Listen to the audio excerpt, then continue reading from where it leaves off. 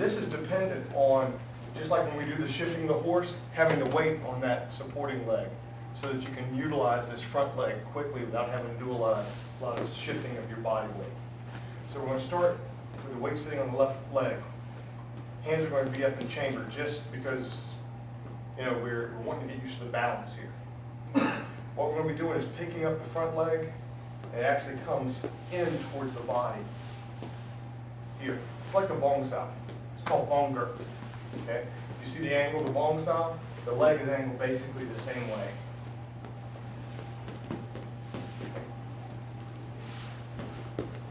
See how the bong grip, in the bong style, the hand is out from the body. Okay? It's in that wedge shape. Elbow up, wrist down. Well, if you look at this position, knees up, ankles down, the ankle's down, it's still center line. It's a tough one. Okay? But the idea on this, there's a lot of ways to use this. One of the ways that I like the best is from a close range tie-up perspective in a fight. Here. If we get tied up close range, he's got his right leg forward, I got my right leg forward. Okay? A lot of times you'll see people in this kind of position, they'll try to do takedowns. They'll step behind and do this kind of sweep. The problem with that kind of thing is when I step behind him, I'm in the same position he is as far as vulnerability. He can pull me and take me down as easy as I can pull him and take him down. His stance is strong to support him. If I try to push him, he's got good support that way. But using this particular movement here, I can get behind the knee and pull him. There's very little resistance to that. So we're in close range. I've got my weight sitting on the left. I can pull and transition straight to the inside of that knee. So the movement ends up being this way. So what we're doing, Eric, I'm in here. I get this pull. I don't even have to move away from his leg at all. My foot just kind of transitions. It goes from here and it just turns. I pull and press. You see, it can break the leg rather easily, but it can also open up my upper target areas. Pull, press. Now I can start moving this to take advantage of the upper target. Legs forward. Even if I kick directly into this, it's a very fortified position because of the angle of the knee.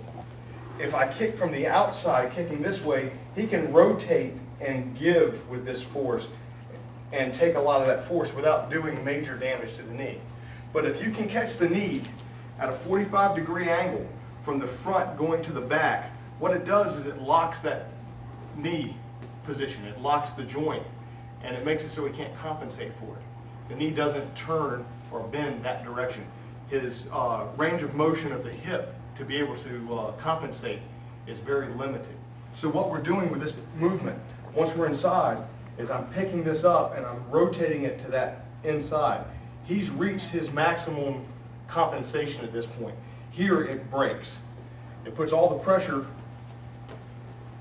on the ankle, on the knee, and on the hip.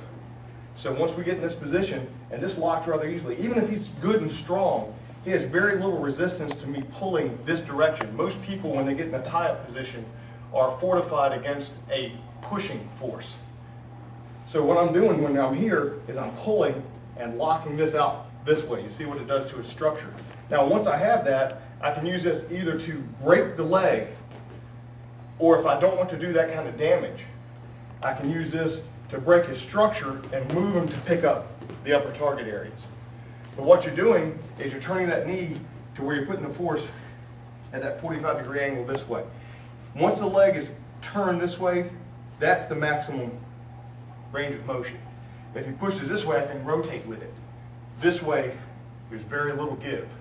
So that's the best way to attack that knee, is at that 45-degree angle from the inside, 45 degrees to the outside and the rear. So that's what we want to look at here. Lock it, turn it. From here, I can start taking advantage. Okay? So let's work that, but be very careful, because once you get that knee locked, there's very little compensation. You put too much pressure, you're going to damage your partner. Okay? But here, what I'm looking at doing, I don't want to pull him too far forward because I'm going to pull him on top of him. What I'm looking at doing from here is just locking this a little bit so I can take this advantage. Because you can see that I don't have to lead, it sticks and locks. What it does is turns that to lock the ankle in position. Most people, especially Westerners, tend to put their weight on that forward leg. So him putting that weight on the forward leg sets him up for this. Basically, if we're fighting, we get tied up. Boom. This is that quick. Yeah, it doesn't take anything. Just, Yeah, right there. That's what I was thinking. pull him.